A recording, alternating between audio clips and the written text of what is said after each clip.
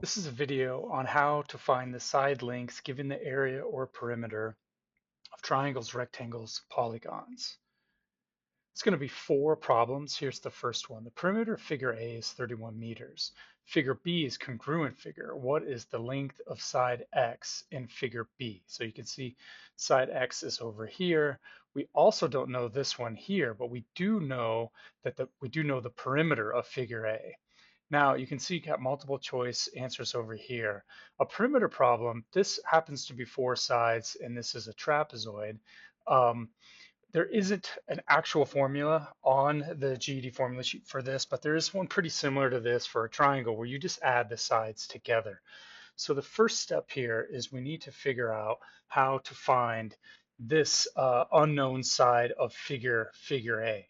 So we're going to add the 3 sides we know. So let's consider side 1 6, side 2 we'll consider 10. So we're going to add these together, and then side 8 here plus, let's call this X. This unknown one here is going to be X. Now this is all equal to the perimeter, which they tell us up here is 31. So 31 equals the 3 sides plus the unknown. So 6 plus 10 is 16, plus another 8 is 24. So 24 equals 31 plus X. So what we're going to do here is kind of have it set up as a basic algebra problem.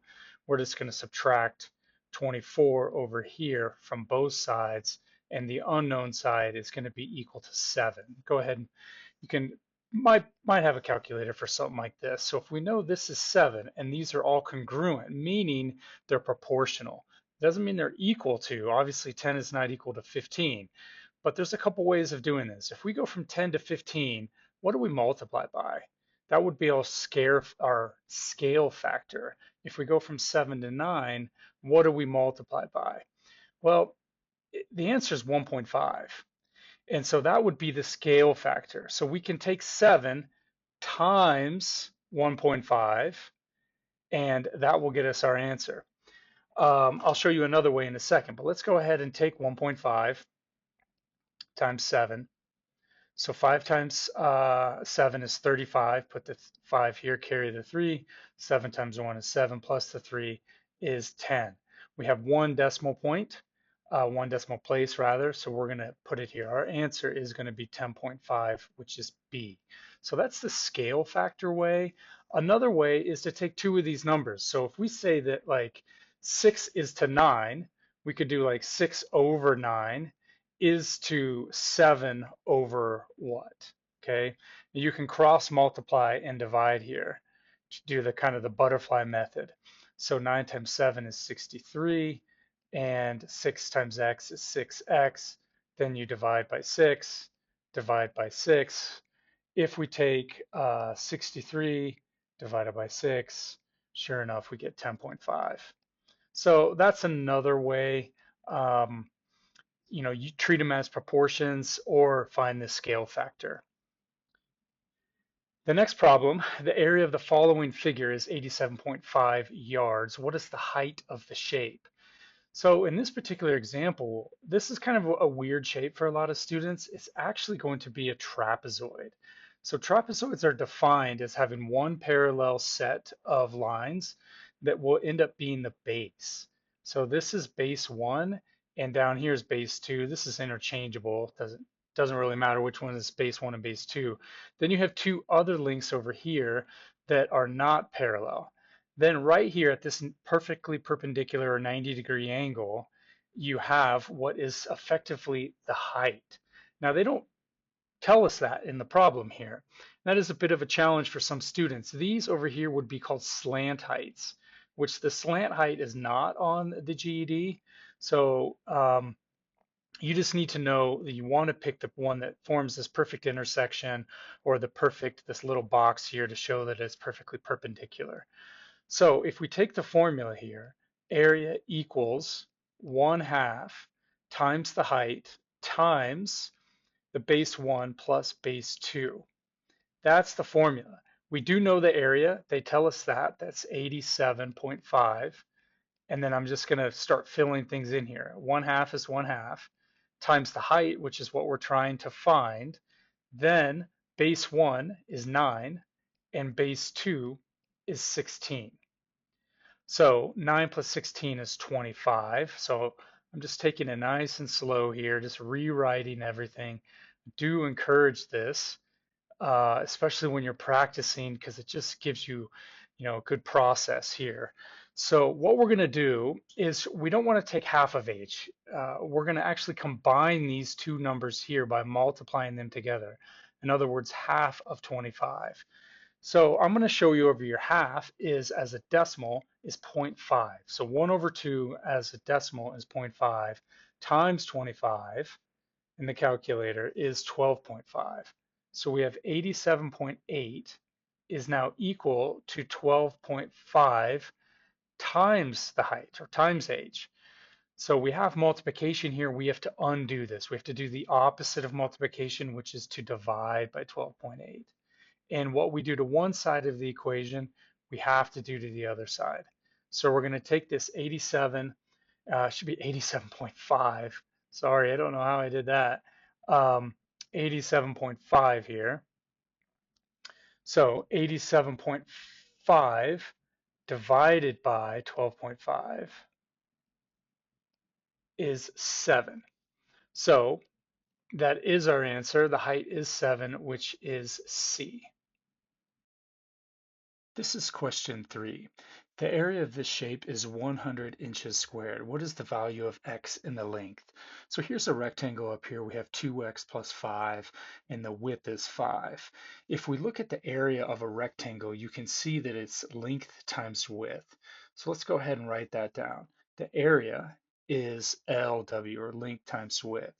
Now, the process for doing this is if we multiply the length times the width, then that will give us an expression equal to the area, which we can set equal to 100.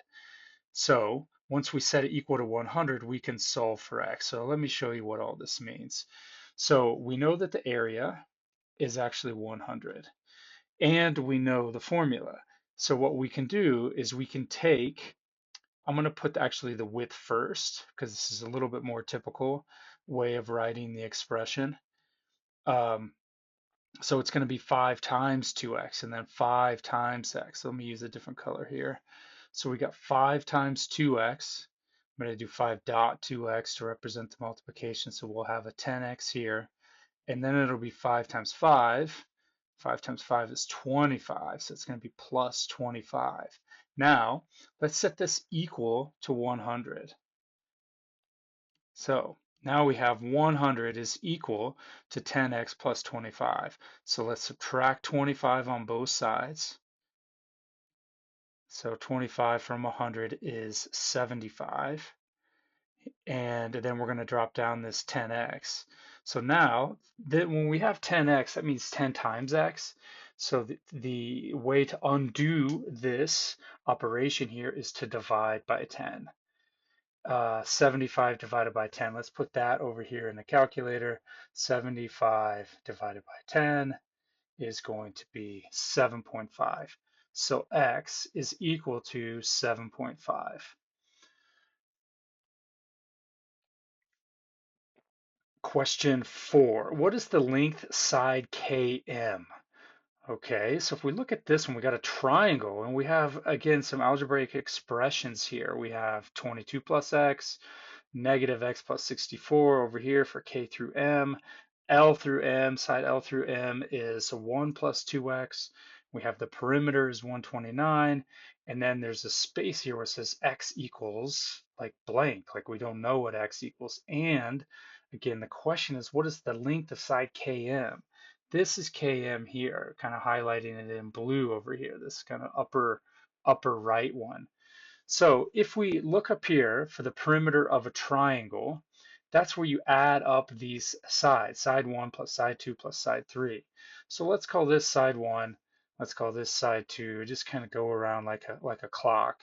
So side 1 is going to be negative x plus 64, and then side 2 is going to be plus 1 plus 2x, and then side 3 is 22 plus x. So we have Let's combine all the x's. So let me use a different color here. We have a negative x here, we have a 2x over here, and then we have an x over here. So if we do negative x plus 2x plus x, so if I do 2x plus x, that's 3x, and then a minus an x is going to be positive 2x. Okay, so if you combine all of these together, you can kind of sneak a 1 in here if you want. Negative 1x plus 2x plus 1x. Or you can sort of think of it as the negative 1x and the positive 1x. They cancel each other out, and you're left with 2x. So on the number side, we have 64 plus 1 plus 22. So you probably have a calculator for this one. I do encourage students, even though you can probably do this, uh, without a calculator, I do encourage you to do it. So 64 plus 1 plus 2, use the calculator. So it should be 22. Shoot. All right, let's do that again. 64 plus 1 plus 22. There we go. 87. So now we have 2x plus 87 is equal to the perimeter. And we know the perimeter. The perimeter is 129. It says it right over there to the left. Okay. So now what we're going to do is we're going to solve for x. And then once we know x, we're going to put x in here. The value is going to go over here into this negative x plus 64. And then that will give us the length of km. So let's subtract 87 here and subtract 87 here, just doing inverse operations or opposite operations. These cancel out. That's the whole point, is to get rid of this 87 on the left. So let's take 129 minus 87, and that's going to be 42. Now over here we have 2x, so let's drop that down. So we have 2x equals 42. Now let's divide by 2 because this represents multiplication. So the opposite of multiplication is to divide. So these cancel out. Again, that's the whole point. And then you have 42 divided by x, which is 21. Again, that's not our answer. Thankfully, that's not a wrong answer over here. What we need to do is stick 21 into here. So let's rewrite this over here to the side. We have negative x plus 64. That's the expression for side km. So all of this is for side km, between point K and point M, we call the line km. So what we're going to do is put a negative, and then we put our 21 in there, plus 64. Again, use the calculator. So negative 21 plus 64, and our answer is positive 43.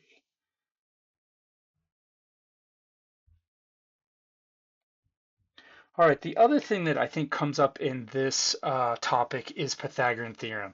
There's way too much of that to include to this video, so please do look for that video. Pythagorean theorem is one of the formulas on the formula sheet, so I think you're guaranteed to see it. Lastly, here is passtheged.org website where I've linked to Khan Academy exercises to help you practice the skill. Here's the find side lengths of triangles, rectangles, and polygons when given area or perimeter. And here you can see the ones that I recommend from Khan Academy.